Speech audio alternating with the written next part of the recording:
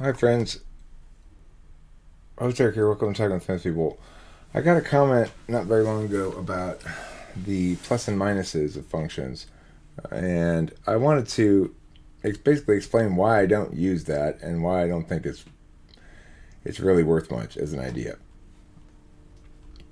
So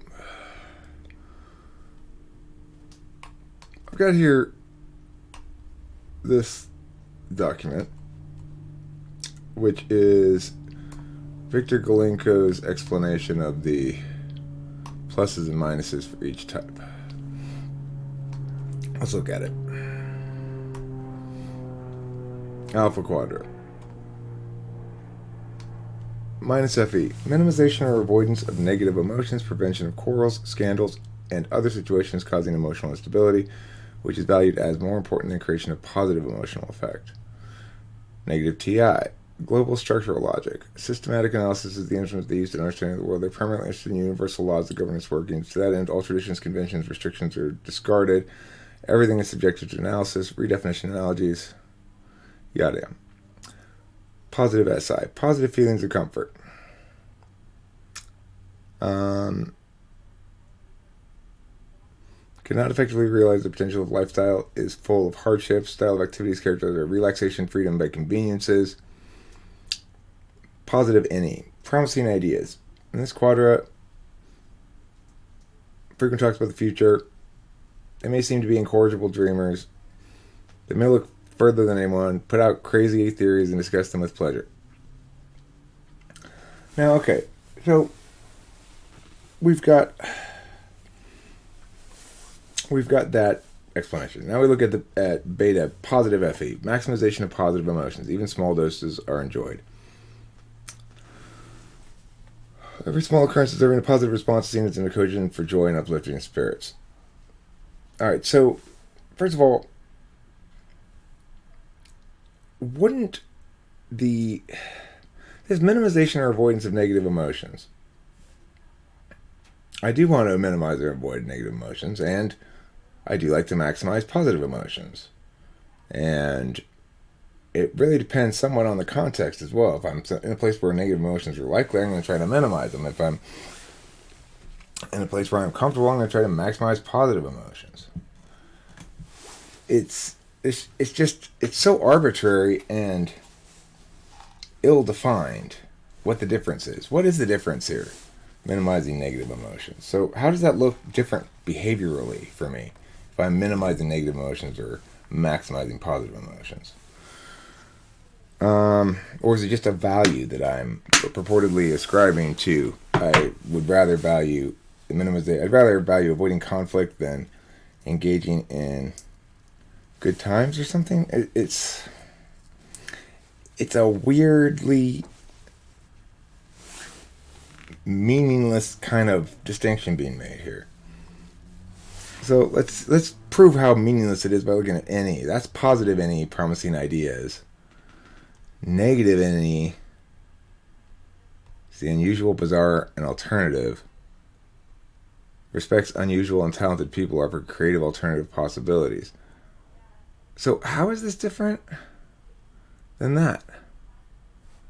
Is it really? Promising ideas, crazy theories, but NE is unusual, talented, creative alternative possibilities.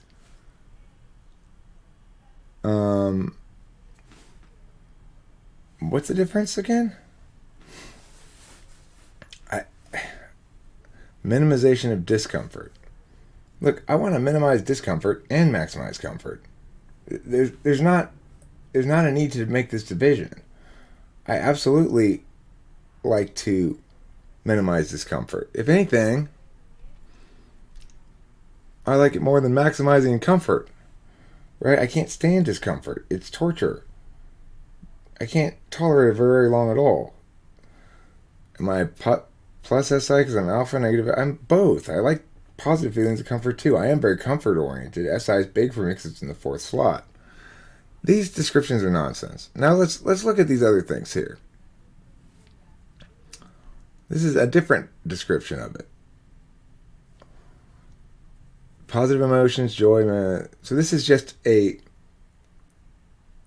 negative emotions, negative FE, grief, sorrow, sadness, blah, blah, blah. Plus FI, good relations, love, friendship, affection. Minus FI, poor relations, hatred, animosity. But see, okay, look, it's incorrect that FE is these feelings. FE people are not about their feelings like this, or even about other people's feelings exactly. They're about understanding the mechanics of social interactions. And yes, they care about other people, but that's because they have FI too. FI is caring about other people. This is just ridiculous. And look at this. Minus NE here is hopelessness, alternatives, negative potential, meaninglessness, absurdity, paradox, forgotten in the old, insight, mediocrity, commonness.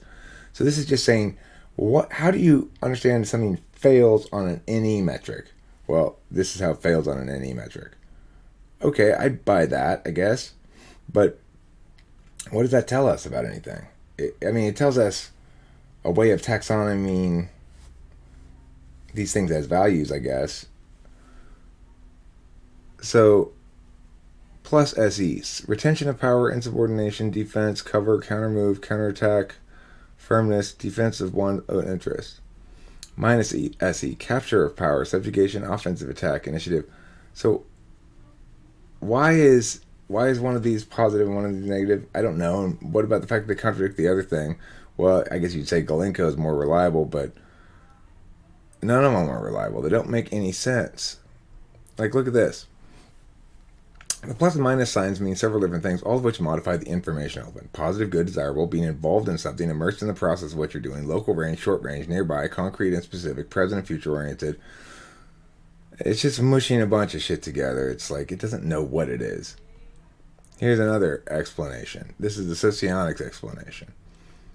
If you have this area of competence is a plus function, then you have an equivalent area of incompetence of the plus function, which is, I guess, the flip side. So this would be, what, introverted intuition? I don't know what these triangles and circles are exactly. But it's, the problem with it is this. Look. So this idea of plus and minus functions pops up enough within the community. The idea manifests, it seems, in three distinct ways. The best way is instance-based, like quirk code, like Mega Bros thing. In that instance, you go, all right, this sentence, or this speech act, is an example of TI minus. In that case, you'd say negating something because it's contradictory to something else.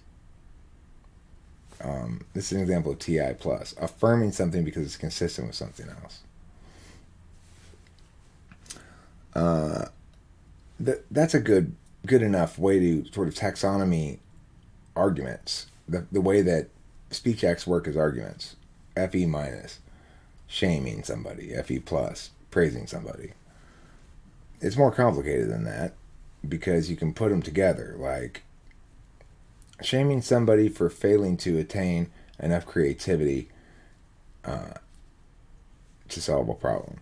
That would be like, I guess, NE minus and FE minus or something. But the thing is, that's fine. Quirk code, I like that idea, okay, I guess. I don't know how necessary it is exactly or useful per se, but it could be potentially, you could find a way to code out all of human speech acts in terms of negation and affirmation in that fashion. Strategy based, but it has to be speech acts. It wouldn't include all functions. If you're talking about FI minus or FI plus, that's not something that's going to be conveyed necessarily in a speech act. A lot of the FI stuff happens without conveyance in words.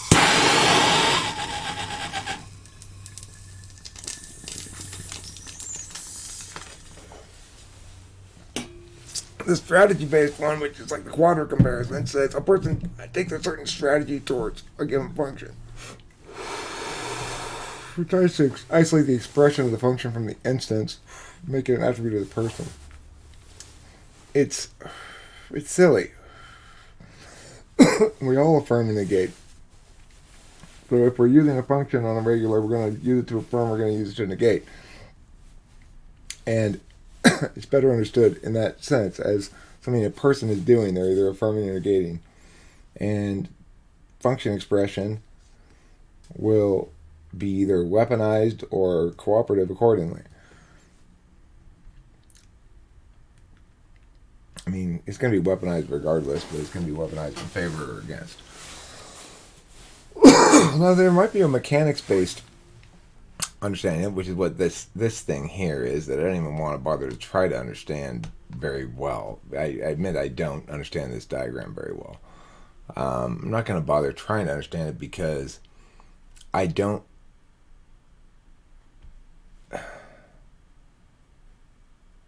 I just don't. I don't see any basis for starting with this thing in the first place. Why is it that I'm plus in this and minus in that when I'm obviously both in most of them? So, I don't know. The mechanics thing, I've yet to feel the mechanics that resonates with me in any of this shit as necessary and legitimate and elegant in its concision. It's an extra layer of nonsense we don't need. A better explanation. The apparent purposeful divisibility of functions into plus and minus is better explained by the reality that affirmation and negation of things are both ways people use functions, both ways people be. Each presents different burdens, and people are more comfortable affirming than negating, or vice versa.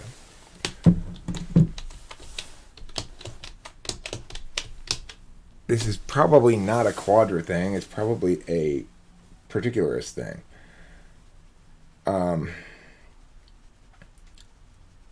It may relate to functions somewhat in the sense that TE people are more likely to be affirmational in their ideational work, which means they're trying to do something with it. They're trying to affirm a particular line of reasoning or prove something or whatever, or find a use for something. TI people are more likely to be negationary, but either can use anything to affirm or negate. I could use TE to negate. What would that mean? I would, it could mean different things depending on how you mean it.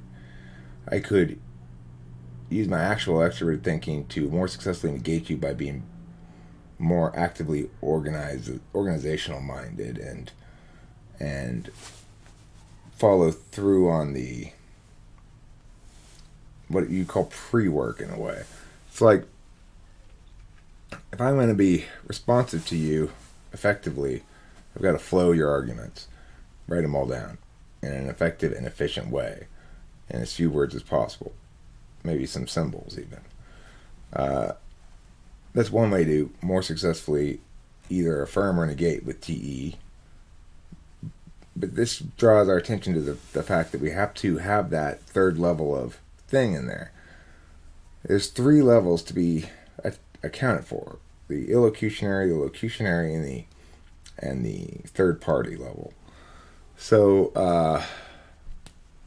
another way to understand negating with TE would be to show that something doesn't work, it's not efficient, or you don't end up with, it ends up costing you more than you get out of it or something.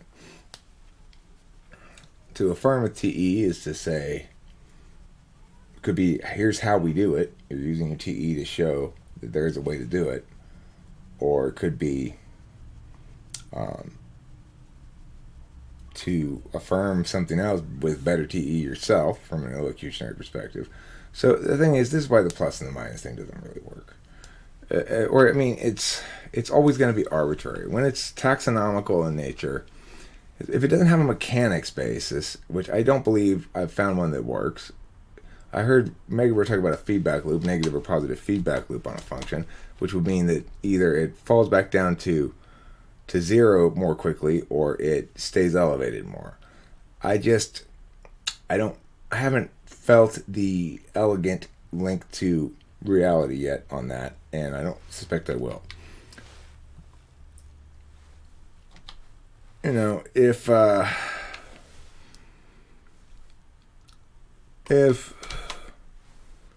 it could be shown that there's some sort of suppressive or... Did you eat? I had one taco. I gotta poop and then I eat another taco. It's just about ready to push out my butt. Um,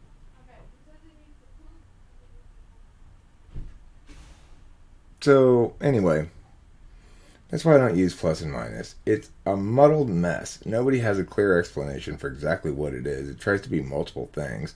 Is it when it's good and bad? I just don't buy it. It doesn't. It doesn't. It's not necessary to explain things. What's really the best additional explanation you can come up with or use in conjunction with cognitive functions is enneagram or anagram or however you say it. I've been very impressed with some of the enneagram descriptions I read from Naranjo. Right on the money. So it's like type 7 was very descriptive of me. The Naranjo type 7 description was very descriptive. Perhaps better than any ENTP description I've ever read. But I think that's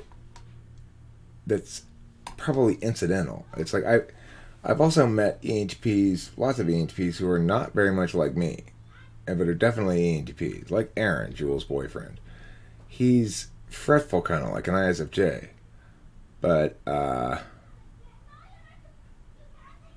and more FE careful than I am. Like he's more FE minus according to that thing. I'm more FE plus.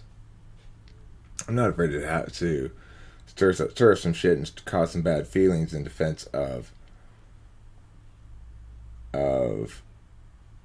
other priorities, you know. So yeah, Aaron's not very argumentative. Aaron also doesn't make a lot of jokes. I'm constantly making jokes. I mean, not in every video, but I love making jokes. It gave me so much pleasure to see that people liked that Raul Diego video. And, you know, I gotta say, that's an area where I just don't have a lot of self-confidence compared to certain other areas. I don't trust my intuition about whether a video is good or not in anything that's humor-based. And so when I first put it up, the first thing that happened was like I got an immediate thumbs down in the first couple of views. And I actually thought about taking it down. It's like, no, I guess that's not funny at all. I have a lot of self-doubt because I'm not sure why. I just don't trust my instincts.